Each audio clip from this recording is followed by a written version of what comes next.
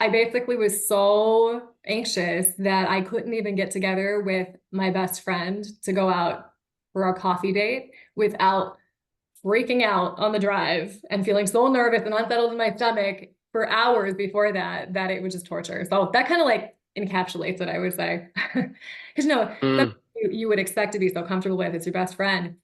Why would you feel nervous, right? Nobody would understand that unless you've suffered with it, I think yourself.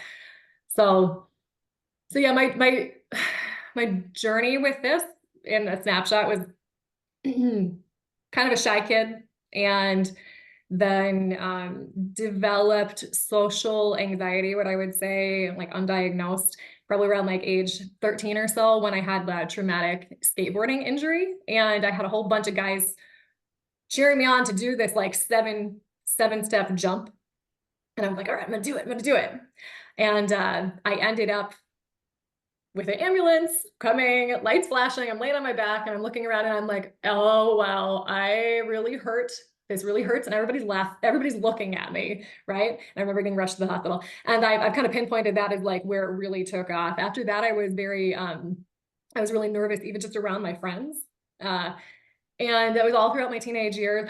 And I could force myself to go to like social gatherings and parties and stuff, but I'd spend a lot of the time having to hide in the bathroom or embarrassing stuff like that just to like recharge so I can be like, okay, I can put on this facade again and go out for like 20 minutes, right? um and that went into college. I had a hard time making friends in college only because I'd be like, no, I have to study. Like people invite me out all the time. And I was always interested in personal development and like, how can I get over this? I read so many books as a teenager because I was interested in psychology and all this stuff. And I'm like, oh, I just need to like force myself, which you've said that was your experience too. I just need to like face mm, fears. I need to confront this. I need to be positive, have a good mindset, and counter right. every negative thought with a positive one. Those are the things that people tell you of how to beat social anxiety when they have no idea what social anxiety feels like. So I tried Mm, everything, and I really didn't see any results all throughout my 20s.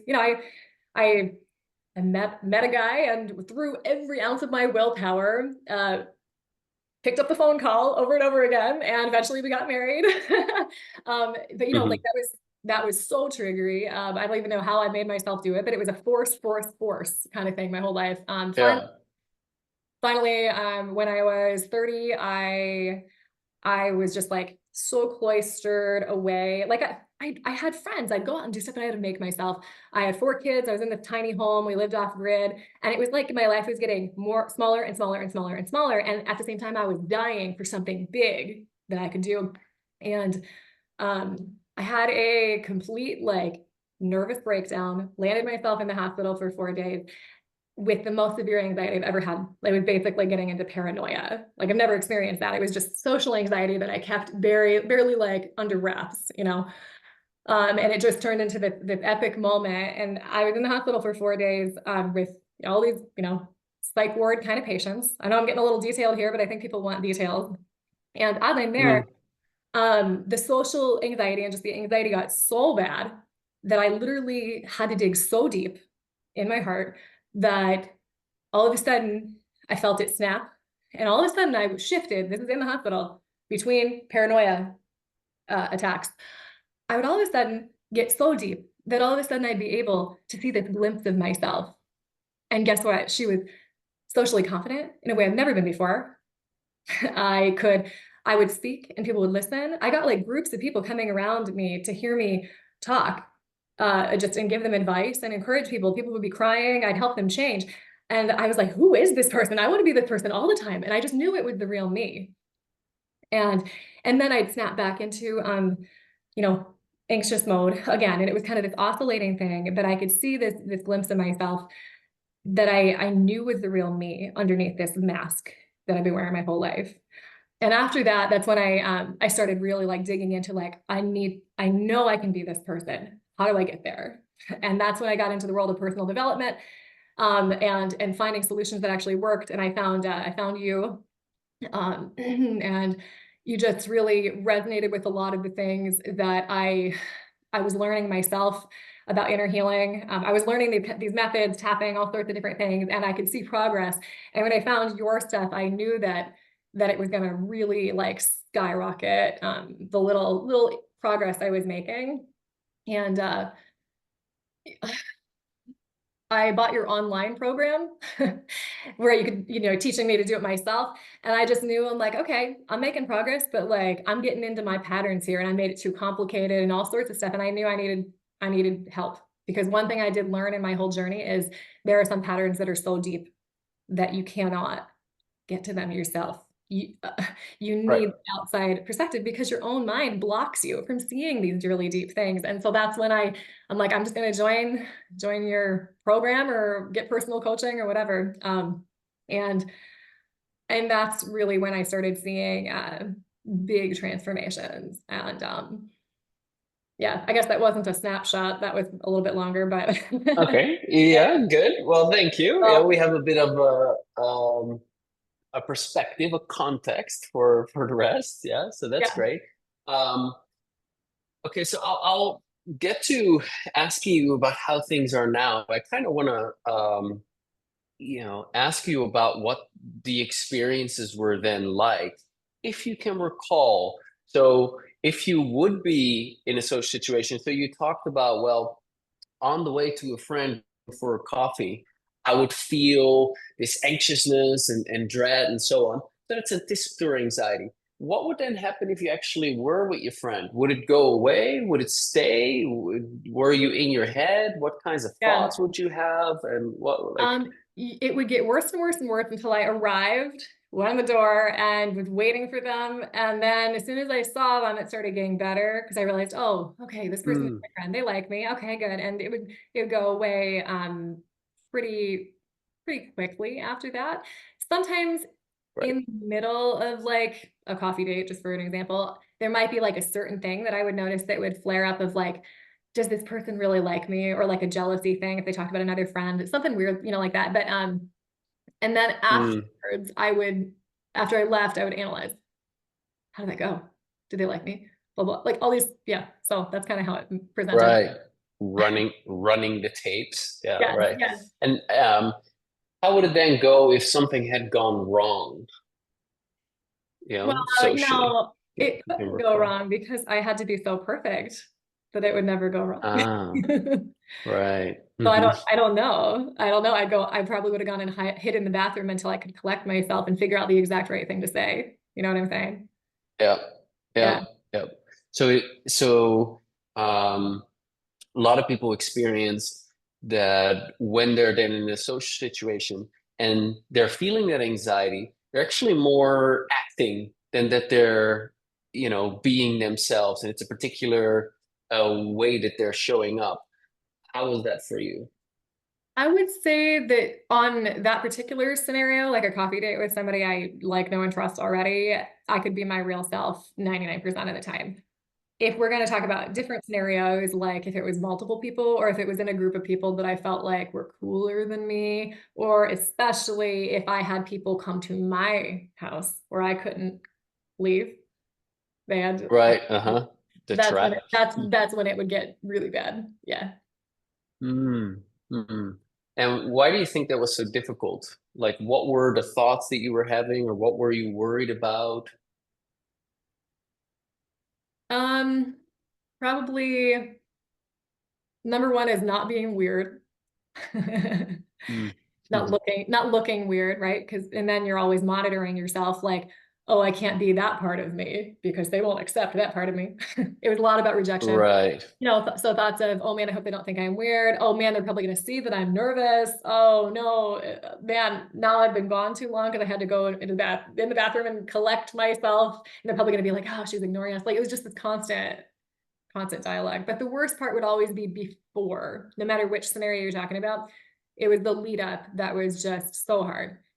We even had a time Mm, when we invited this is only a couple years ago. We invited my husband's best friend. He's known forever, and I've known him for a long time. Him and his wife came over for a dinner date, and I was like, I think I'm past this enough that I can do this and it'll be fine.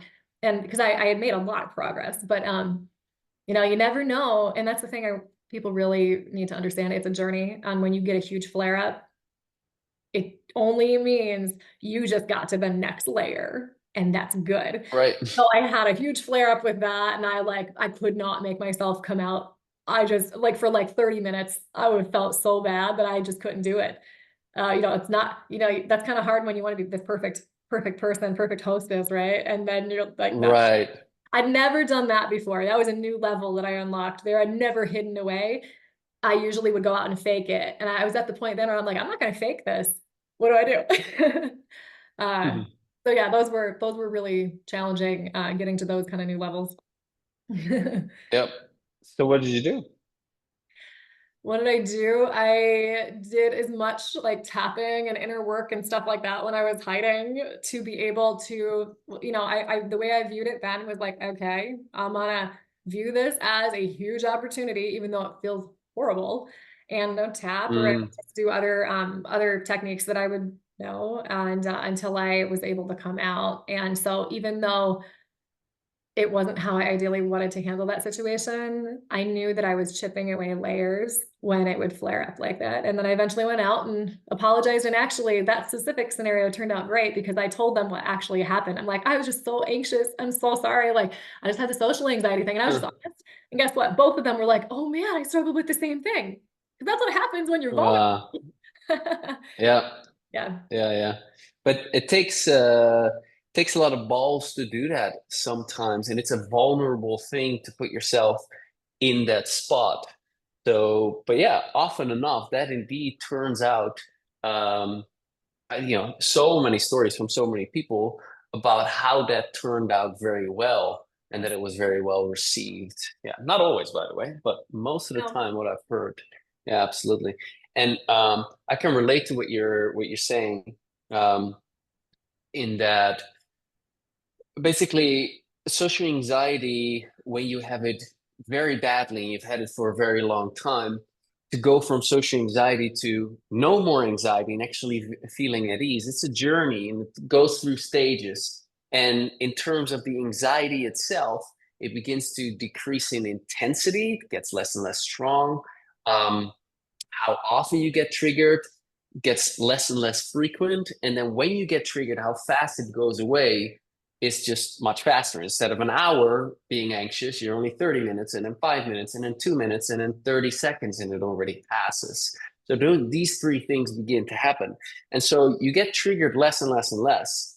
And so I can remember for me at one point, I couldn't remember that I had gotten triggered in the longest time, maybe like a year or, a year and a half. And I met up with friends in Italy, and it's like the silliest thing, but I met up with two friends in Italy, a couple, and there was another couple there as well that I didn't expect was going to come. But fine, no problem, nice people. Anyway, I don't know that other couple, but I know my friends very well, and we're talking about, oh, we're in Italy, I can't wait to eat pizza, right? And we end up going to a restaurant, and the four of us are sitting down, and the guy of the other couple is talking to the waiter, and they already serve us our water. We get the menu, and and I'm looking at the menu like, there's no pizza here. Let's go, right? And I wanted to get up and go because I assumed that since I don't, since I want pizza, and and there is no pizza, we're all gonna get up and leave. But they were laughing because they thought that I was joking. But just the fact that they didn't leave, it felt to me that my friends were picking this couple over me, and for whatever reason, I felt extremely anxious, like 9 out of 10 anxious, and I'm like tapping under the table and trying to. And there was no way that I was gonna say I'm having a fucking anxiety attack here. So I'm just trying to tap, and I go to the toilet and I keep tapping, and it was absolutely horrible. And I came back, and it only decreased a little bit. Then drinks came out, and I'm like, I actually don't want to drink, but I don't feel like strong enough to be in a position where I'm actually going to say, hey, I don't want to drink, so I'll just have a few drinks. Maybe you'll calm me down. Absolute horrible evening, and at 10 o'clock in the evening, I'm like, I don't feel very well, which is true. I'm like, I'm going back to the house, but absolutely horrible, not having gotten triggered in a long time.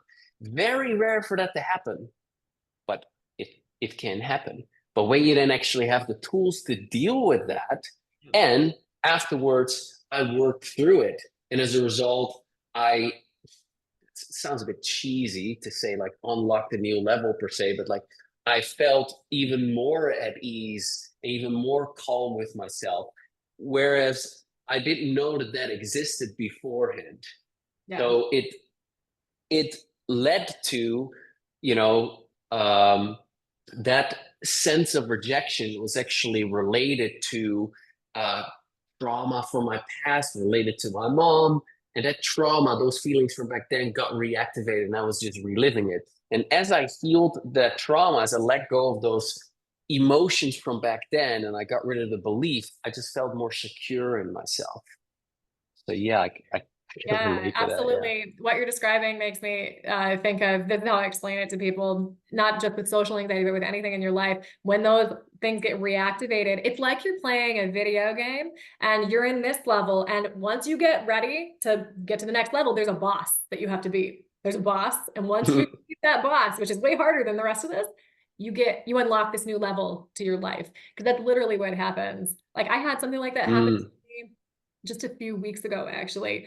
Because I'll mm, still get triggered by things once in a while, but when I used to get triggered here, if this is my comfort zone, it's way out here where like I'm doing public speaking to like 50 people or something like that, right?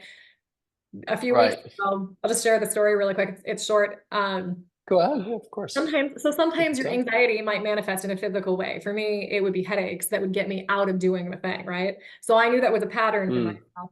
I was about to give a message at our church the next day, and so that's on Saturday. Friday, wake up with this massive headache, really bad. And I'm like, oh, great. I see what's going on here. This headache is going to try to get me to not do this thing and not prepare and everything I needed to do. So I was in pain all day. I was laying in bed. I'm like, okay, I'm just going to like do inner work all day. I can't do anything else. I'm just laying here hurting. And I'm like, all right, I don't know where it's going to lead. Well, the next day I wake up, I feel good. I'm like, wow, I'm not nervous at all. This is really interesting. Usually I get a teeny bit of butterflies, but not much. I get up there, give this message, and it's the flowiest thing I've ever done. And I'm like, okay, I think I did pretty good. And afterwards, my husband came up to me and he's like, you've never spoken like that before. That was like the best thing you've ever, like best message you've ever given. And you were so mm. like you even had my attention and I already know the story. I couldn't look away. And I was like, wow, dealing with the physical symptoms the day before literally unlocked a new level of public speaking. So just sharing that to encourage people that are watching, because you think that the bad guy is the bad guy, but actually the bad guy is just like, helping you get to that next place. This morning, I was writing about um, how difficult it used to be and how things are now, and how they're comfortable and at ease. And I was talking about the last times I had felt anxious, and that maybe in the past year, there were 2 or 3 times that I had a low level of anxiety, and then it didn't bother me. Afterwards, I tapped, and then I was done with it. But I also said, well, if I had to do a TED talk for 500 people in an auditorium, would I be anxiety free as well? I don't know. Or how about if I'm on TV? Well, I don't know, but it's not relevant for me in my life right now. And so, I can imagine it and it doesn't bother me. But the real test is to actually go do it. But once it becomes a priority in my life and it's important to evolve my business or my message or something like that, well, then I'll go towards it because I know that whatever gets triggered, I can resolve and I can make myself comfortable in that situation too, just like I've done with podcasting or group coaching or salsa dancing or meeting new people or whatever the case may be. And that's just a very Yeah. empowered place to be in. It's not like, oh, I have to be perfect, perfectly confident everywhere.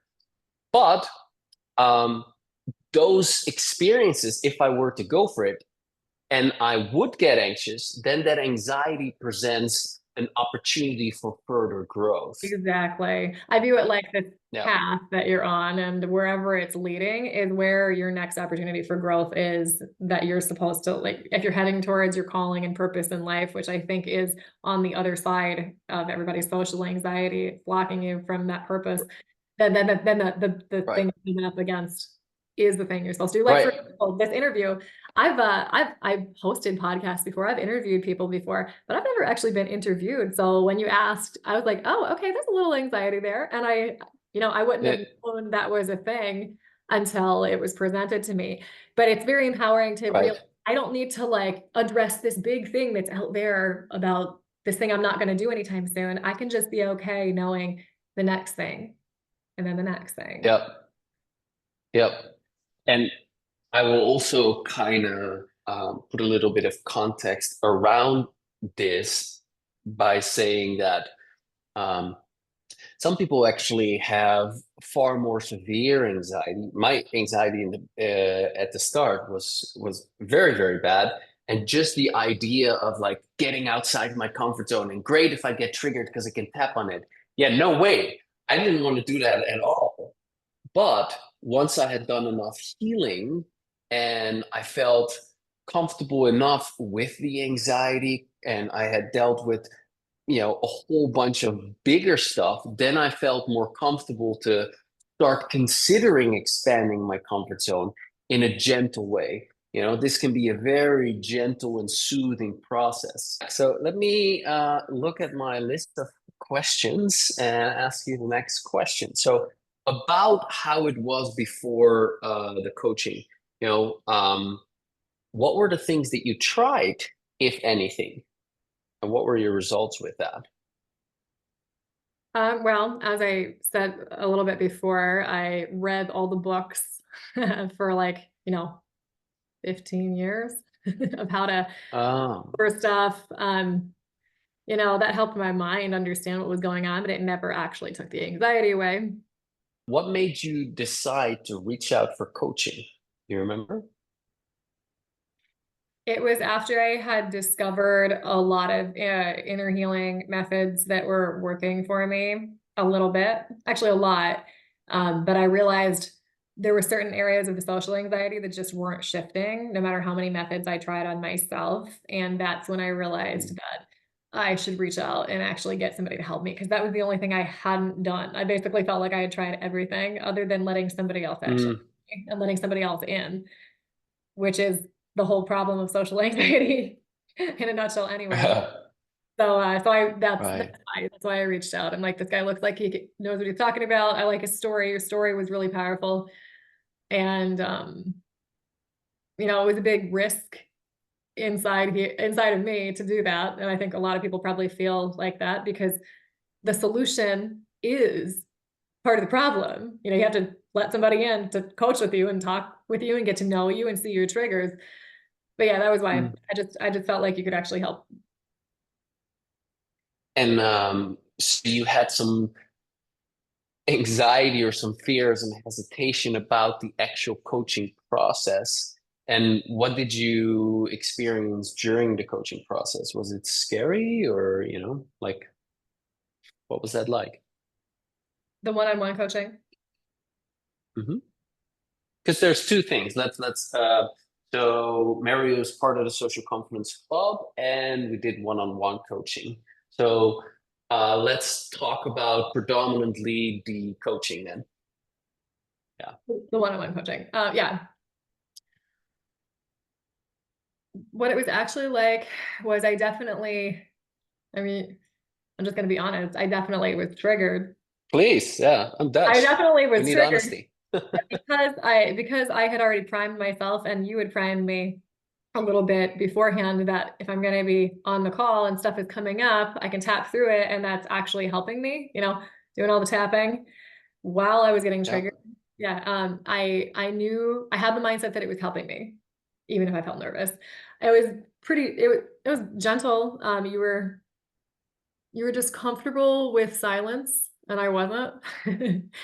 And that you had a calming presence.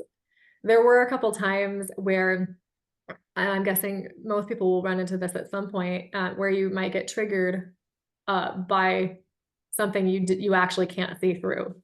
So I remember one time, hope you're okay with me sharing this, but I think it's actually kind of powerful. I Anything. can help Yeah, somebody. yeah. I remember one specific time where I was like, I like this guy. He's really good. And all of a sudden, we must have gotten to a deeper layer because all of a sudden, I started seeing your questions as making fun of me, and you weren't. You remember this, right? And I maybe Not not. You sure, feel to be funny. honest, but That's all right. I That was definitely, probably a I good thing. definitely have that happen here. So yeah, that's You fascinating. said you're like, this is why I like doing this virtually because the person can't come through the screen and punch me. Yep. So there was Uh, one particular time where I all of a sudden was like, this guy is a jerk. Oh man, I feel like I'm getting made fun of. Like, hey, why are you making fun of me?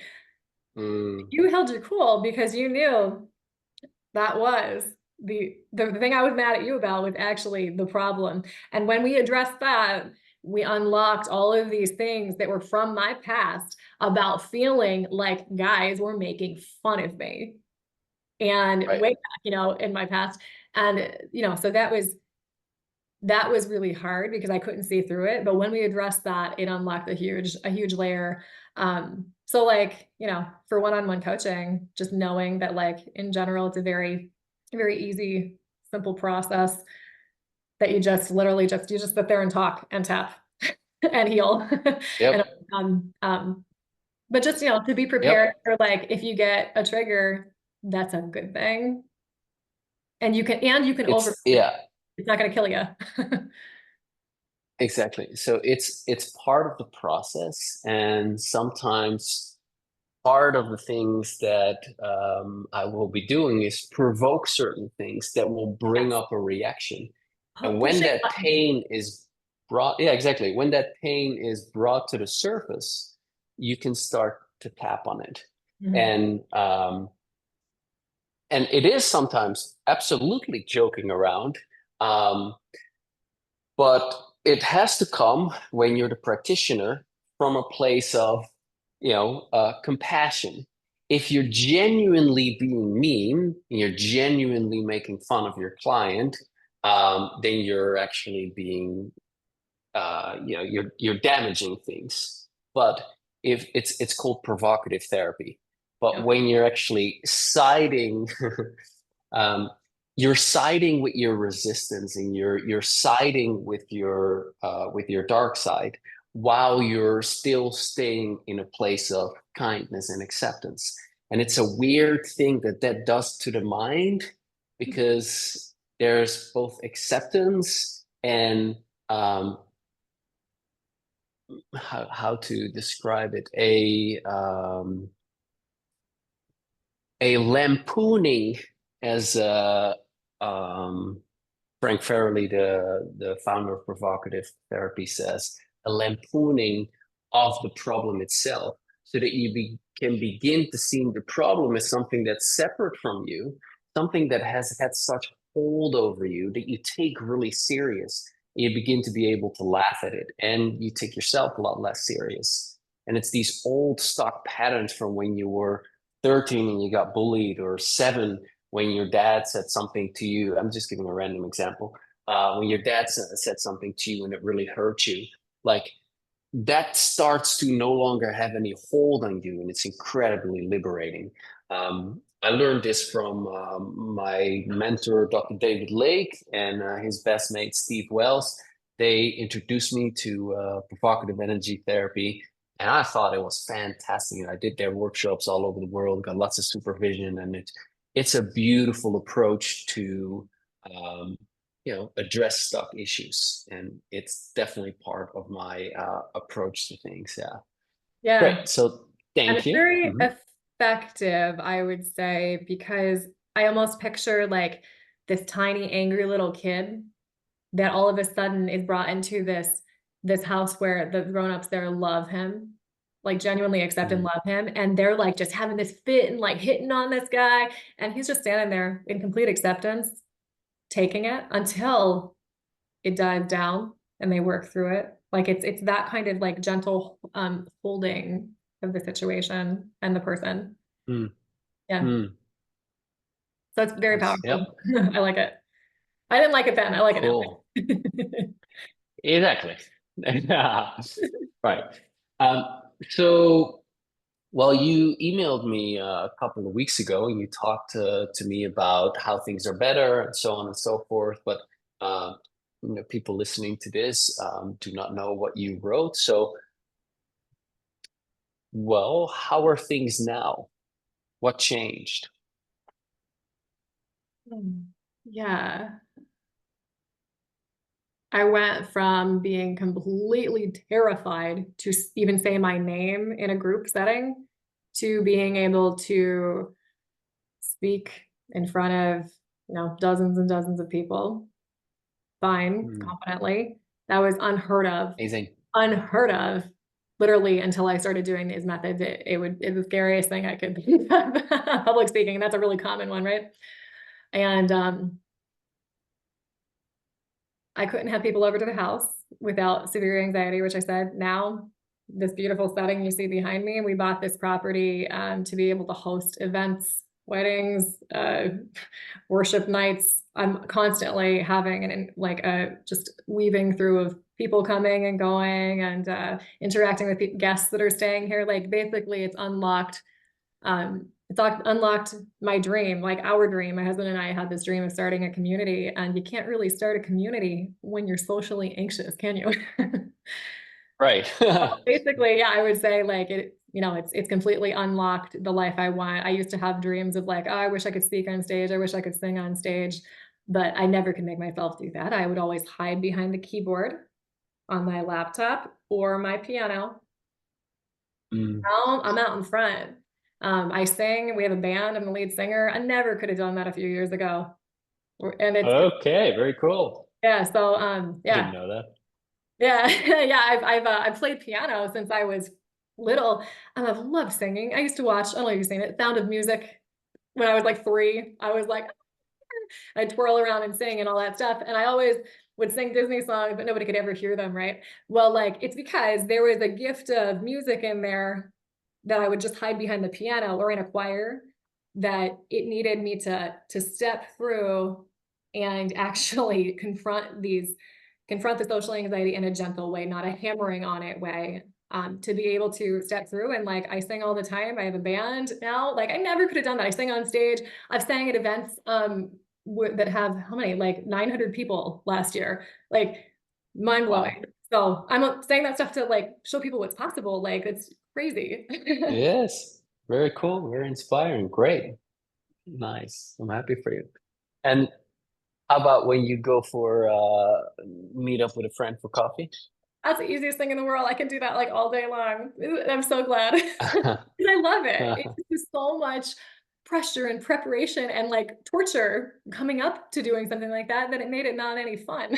Now, like Mm, I really do believe that when people start addressing their social anxiety and they actually just keep on going down that journey and keep on healing, they literally are unlocking their gifts. Because I genuinely believe that your biggest gifts that you're supposed to give to the world are behind your greatest fears. And if you're afraid of people, you probably have some kind of gift and calling that has to do with people. I mean, you do, Seb. Look, you were afraid of people, but mm, you're helping people. Like, so mm. yeah. Amazing. Yeah, very inspiring. I'm happy to hear it. Very cool. I definitely Very still get cool. confronted with stuff sometimes, but I know how to deal with it. And oh, I have kids crying outside. I know how to deal with it now, and it's very infrequent in the grand scheme of things. But I'm always pushing my limits, because I can't. I want to expand, and so I might bump into things more than somebody who's okay with like exactly. Where they're at. Yes, Yeah. exactly. But there's a good Exactly. balance of you have to be okay with where you're at, but still desire more at the same time. It's a weird balance. But Mm, so mm. yeah, it's really cool And to see.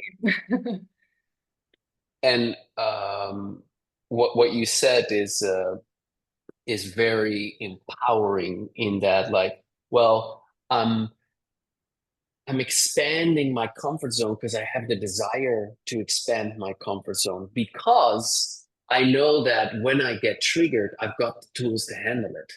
That's something different as like, oh my God, I'm going to do it, push myself outside my comfort zone. I'm going to force myself to do it. And I'm okay, let's take deep breaths. Let's take deep breaths. And like nothing really gets fully processed and actually resolved.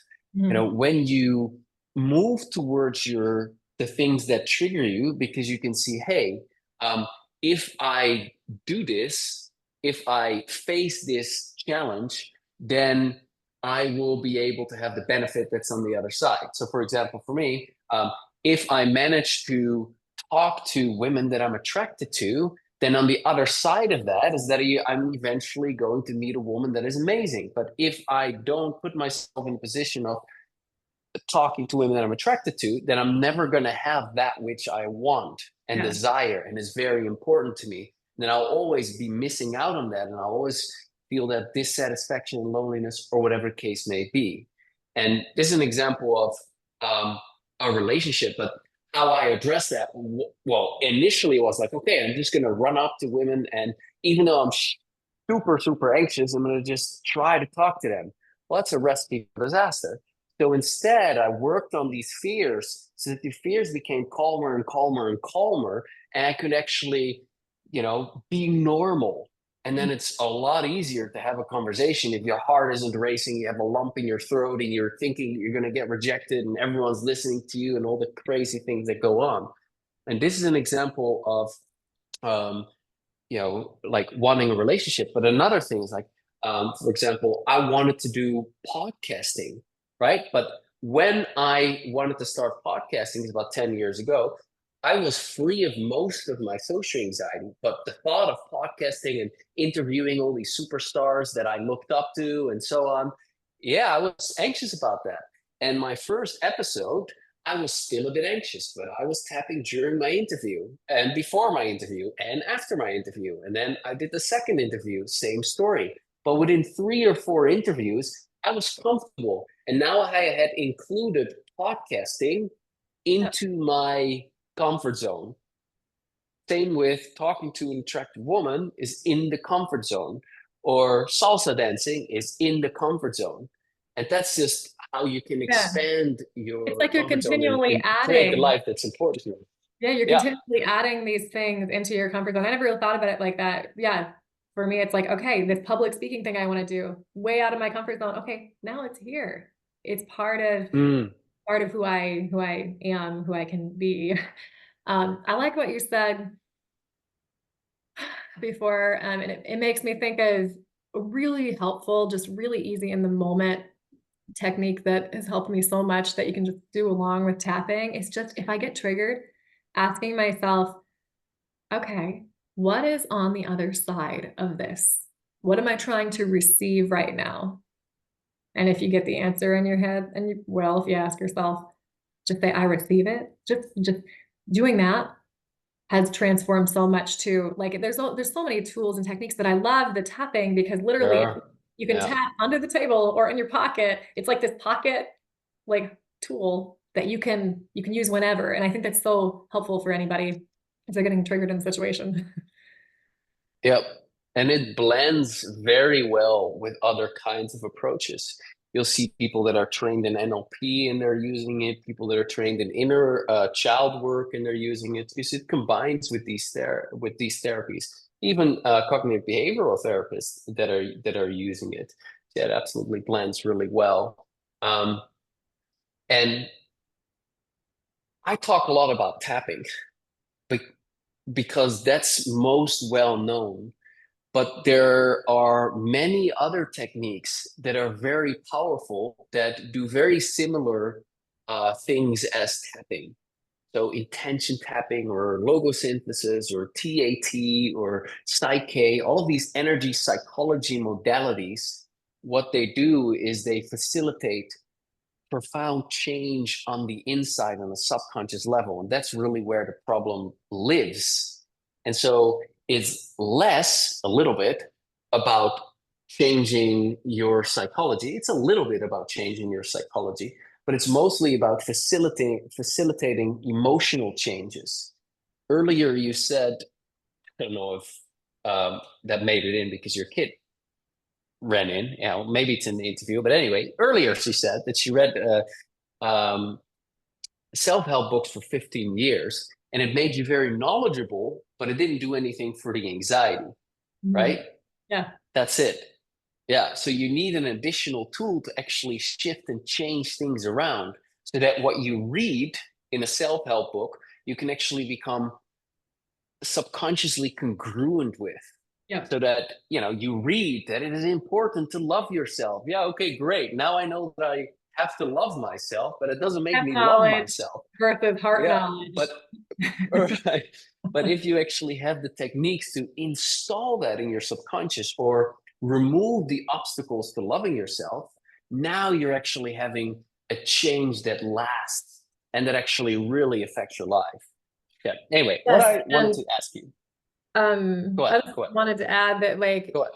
just for everybody that's listening, nobody that I've come across, and I've done a lot of research into this stuff. I have certifications in a few things, like methods and stuff, but I've studied a lot. You've studied, I don't know how much more than me, 20 times more. And I can tell by like you put all of these techniques together in the best way that's out there to beat social anxiety. Like, you're not going to find it anywhere else. Like, yeah, like Seb has, this method is unique, and man, people should jump on it if they want to actually change their life. So anyway, go ahead. Thanks for I saying. really believe that. Thanks for saying that. How do I humbly respond to this? Let me think. Um, well, it has been an absolute obsession for me to overcome my own social anxiety, and that started when I was 17. And I'm 39 now, and I'm still learning new things. But I've been coaching for 15 years and 22 years of personal development, constantly obsessed with how do you get rid of social anxiety. Yep. So everything is focused on how do you do that, and it's combining the best of psychology with the best of energy psychology, and that makes up for a mix that actually allows you to get rid of social anxiety so that doesn't bother you anymore and you're actually free to be you.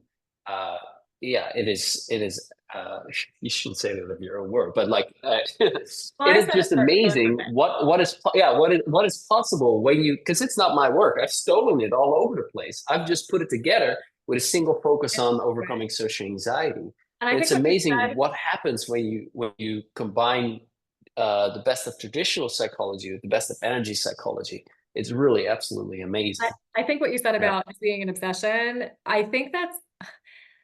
I also have had an obsession with personal growth my whole life. And that's allowed me to kind of do this journey, but it's also been a downfall. But I think it's really important for people to know right off the bat, if they aren't in your program yet, or even if they are, that look, it takes time. And I've been at this like the energy side of it for 5 years since I was in the hospital, and realized I need to change or my life is going to just tank. Like, Mm. and I'm not saying this to discourage, I've worked at this for 5 years. You've worked at this for longer than that. But like, if I had pulled out at any point in there, I wouldn't be where I am today. And where I am today is miles away from where I used to be. My life is happy. I am in joy most of the time. And like, you know, do not pull out of this program or like not join because you're like, well, I've done it for 3 months and I'm not fixed yet. No, it literally has to be a life journey, and you have to be, just committed to the end result, no matter what it takes, because it is worth it. And, don't expect to be fixed in a month. You're never going to be fixed because you don't need fixing in the first place. Your life is just a growth journey. Anyway, end of Right. class. Right. Uh, so this is a very interesting conversation to have because most people are focused on quick fix results. And if it doesn't happen just like that, I'm not interested in it. Well, what you're saying is true for, uh, I'd say most people, definitely not all people. I've I've worked with hundreds of clients in the past 15 years, and there's a small percentage that actually resolves their social anxiety in just 3 sessions. That's 3 times, 3 weeks. But that tends to be people who don't have like severe social anxiety disorder, avoid everything, get super anxious in all situations. It's more like people who got it at a later stage in life, or who have specific social anxiety and it's not generalized. Um, but for many other people, it is something that you chip away at. Now you can make progress real quick because as soon as you start tapping in the right way, you actually feel relief. And when you can calm your anxiety down, and when it goes from, oh, I feel, and hey, people shouldn't be so black or white about it. I want to make it clear that it isn't black and white. Rather, it's progressive. But it's a big difference if if you go to work and you have a meeting, and as soon as your employer walks into the room, your anxiety shoots to an 8. Well, now you can't even function. You're frozen. But if you get that down to a 4, which you can sometimes do in like half an hour of tapping, that already is a massive life improvement. But Yeah. a lot of people have many of those scenarios. It's anxiety around my boss. It's anxiety walking to the bus stop. It's anxiety when people are looking at me. It's anxiety when I'm the center of attention. It's anxiety when I'm around people during lunch break. And so they have many of these things that trigger anxiety. And so there are a whole bunch of areas that need to be addressed. So sometimes you can, just like Jenga, you can take the bottom and you pull it and the whole tower falls over. And sometimes you have these kinds of breakthroughs. But for the most part, this is a journey of a lot of little steps. And that means that bit by bit, step by step, you're becoming more and more at ease with yourself. You start to get triggered less and less. You become comfortable with more and more people. And that's a very good feeling journey to be at, because if you don't take any action, then anxiety just remains and gets worse, and like Yeah. nothing is Yeah. happening. Just because it's a journey does not mean that you won't see, little or big changes. I think it's really important also for people to know, like, you will see shifts. You need to be looking for it. You work on a certain area and then you look to see what shifted there. And you will notice, like, I've had massive jumps. I've had the Jenga block being pulled out and like the tower falling down, but I've also had issues that I needed to chip away at for a very long time. And everybody's individual, but everybody Yep. progress immediately at the same time. Mm, awesome. Well, one more question. What are some other benefits that you notice as a result of the coaching? In other areas of my life, you mean? Yeah. Or answer that in however which Yeah. way you like. Well, in addition to all the things I said already that are specifically social anxiety related, I had an easier relationship with my kids. So I have 5 kids, and Wow. and that you and I worked through a little bit of this together, but because I told you at some point, I know that the social anxiety is affecting the relationship with my kids and all of my close, like even my family relationships, in a way that I wasn't able to see. And yeah, I spend more time with them now because I've addressed other things about the outside world and people. Even my intimate, close relationships have shifted for the better. That's one really cool thing that I didn't really expect Amazing. to be part of this. Hmm. Because when you change one little area, one area of your life, the other areas change too. Mm-hmm. It's Yep. all connected. Yep. Um, yeah, I think that's the biggest other shift I've seen. Amazing. Yeah. Very cool. And also, I guess there's one other thing I just thought of. So even when I had the social anxiety, I still enjoyed, if I could get past the anxiety, going out and meeting people. And and then I go back and run away really fast. But even then, So my husband runs his own business. He's an architect. I got him jobs just from barely being able to sneak out and go to these mom groups and talk to people for like, 30 minutes and then leave because of the anxiety. I got him from more business from talking to people accidentally, putting his name out there.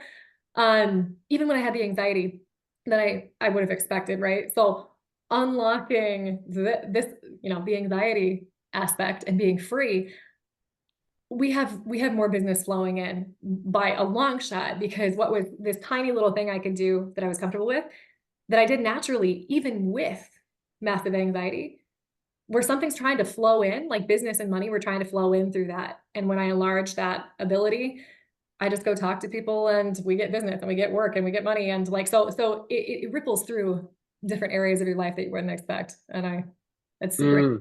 And I think if I had known that ahead of time, I would have tried it even more. Like, Gary, if you address this, Right. your business is going to take off and your kids are going to like you more. Right. That's a good one. Nice. Nice. Good. Well, I have one last question. Would you recommend coaching? And if so, why? Well, absolutely. I don't know if you do one-on-one coaching anymore, but do you? Every Right? now and then. It's Yeah. more in the group. I Mhm. absolutely 100% recommend coaching. And if you have this problem and you're not jumping on the bandwagon with Seb, you're in denial. That's pretty much all I think about it. Like, um, even the group coaching is just as powerful as the one-on-one because you're with all the other people that are going through the same kind of issues, and you get to be far enough away that you're not you can press, you could turn your video screen off so nobody can see you if being seeing all these people on screen freaks you out or something. Like you're working through stuff that you would not be working through unless you were doing the group coaching. So it's a lot more powerful than I expected. I thought one-on-one coaching was really the only thing that was really going to be able to help me. But after joining the coaching or the social confidence program, that's what you call it, I think. um, Social confidence club. Yep. Oh yeah, okay, yeah. Social confidence club. It's a club. Ooh, that's triggery, right? But yeah, I was very positively surprised at how powerful it was to have the synergy of people that are struggling with the same issue, being vulnerable about it together, and having the safety of being able to shut your video off, in your mic off if you didn't feel comfortable. You could gradually just take those baby steps at whatever pace you want. um, so yeah, 100% recommend it to anybody I would ever meet that has social anxiety. And I did not get paid to say that. I didn't even know you were a singer. I know. Well, it's because I hide it really well. You, Yeah. you, okay. Did you tell me that during the coaching? Sorry, I forget some No, of that the. was I no. do a lot of sessions. I I know. sometimes forget I know. I things. know. I Yeah. didn't tell you that because I hadn't unlocked it yet at that point. Like music is always Ah. a gift. And here's one cool thing. I don't know if you're still recording this for anybody, but I'll share it anyway. When that glimpse that I said that I had when I was in the hospital of the socially free me. Mhm. This Yep. is really weird, but it's true. Promise you. When I was in the hospital, the only way I got through some of that anxiety was singing. And I know that sounds nuts, but guess what? When I sang with no anxiety, my voice was incredible in a way I never heard it before. People came and listened and they're like, "You sing like an angel." And I'm like, "I don't know how I'm doing this." And my husband came and he was like, "Whoa, where did that come from? Like, who are you? You're like professional quality." And I was like, I would do this forever if I could. And unfortunately, you know, it went away when I was out of that situation and I had to work through all this stuff because that was just a glimpse. My voice went back to how it always was. But I have been working gradually on this for years, like, 5 years, and my voice has been steadily improving. And I'm not there yet to that hospital level of singing, but I know it's possible and I'm getting pretty close. And I just think that's, isn't that crazy? But Yeah. unlocked gifts are inside of people that if they just deal with this, will just come out. But yeah, singing is awesome. I love it. It's like my biggest passion. Very cool. Very cool. Can I can relate to many things that you say, but that's not one of them. If you hear me sing, You dance. Yeah, I don't you're gonna dance. shut off. I'll sing and you That's can. right. Yeah. Yeah. Right. Right, right. Cool. Well, it was a pleasure. I envy your house setup. That's pretty cool. Thanks. It is pretty awesome. Yeah. I'd take you for a walk through if I could. My husband's an architect, but he likes building stuff. So we have like geodomes, the geodesic domes and like in the backyard and like What's that? What's that? What's that? there's like they're like these round tent-like structures that they're really cool inside and they have like this panoramic kind of view of windows. Anyways, we have like glamping stuff in our on our property and it's beautiful. And So that's the Airbnb that you started yeah, doing. yeah. Ah, on your own property. Is where you live not so central then? We're in like we're in a small town kind of place between like an hour away from two big cities in North Carolina. Like, but we're near the mountains. So yeah, we're like a rural neighborhood kind of area. Mm. This is like the first And small project. We're gonna do a bigger one soon, but it had to start in our backyard. and just for my personal curiosity, why did you decide to do that? When I was in the hospital, I had a vision of, I know it sounds dumb, but it's true. I had a vision of this personal growth community where that me and my husband ran. And I just knew it was like what we should do. And it was so strong. Because I've always had this deep passion for helping people grow and develop and, psychology and all that stuff. And I've, coaching and things like that. And he is such a leader and can build these kind of things. That it was so strong Mm. in my heart, but I kind of ignored it because I'm like, maybe that was just part of the crazy, right? But then a couple of years later, when I knew all these techniques of how to like, okay, how do I draw out what his vision is? I never told him this. I never told him the vision until we were out for coffee one day. And I'm like, let's find out what your purpose is. And I did this like exercise with him. Yeah, said, close your eyes and I'm going to walk you through this.